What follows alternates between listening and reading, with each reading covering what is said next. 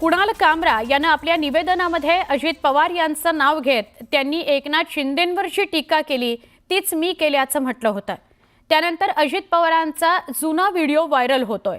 यावर अजित पवार यांनी नेमकं काय म्हटलं ते बघूयात। गद्दारी करून 50 खोके एकदम ओके, बारक्या शेंबड्या पोरालाही कळायला लागले 50 खोके एकदम ओके। तुमच्या इथं तर ते Y Y Y Y Y Y करावं लागलं सायरन की लोक म्हणतात तो 50 खोकेवाला चाललाय, तो गद्दार चाललाय। मी म्हणत नाही, लोक म्हणतायत। अशा जर मागच्या गोष्टी कुणी कुणी काय काय बोललं, त्यावेळेस ती व्यक्ती कुठल्या पक्षात आहे आणि काय आहे ह्याच्यावर वेगवेगळ्या प्रकारची वक्तव्य त्या ठिकाणी केली जातात। पक्षाची भूमिका बजावत असताना ते वक्तव्य बरोबर होतं, आज ते वक्तव्य बरोबर नाही। समजलं?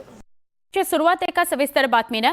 विधानसभा निवडणुकीमध्ये महायुतीला महाविजय मिळाला आणि राज्यात मुख्यमंत्री देवेंद्र फडणवीस यांच्या नेतृत्वात नवं सरकार स्थापन झालं। या नव्या सरकारचं 2 अधिवेशन पूर्ण झालेली आहेत, मात्र अद्याप विधानसभा विरोधी पक्षनेतेपद रिक्तच आहे। विधानसभा विरोधी पक्षनेता निवड होण्याकरता विरोधी पक्षाचा 29 आमदारांचा कोरम पूर्ण होत नाहीये। त्यामुळे अल्पसंख्याक असलेल्या विरोधी पक्षांना अद्याप त्यांचा नेताच मिळालेला नाही।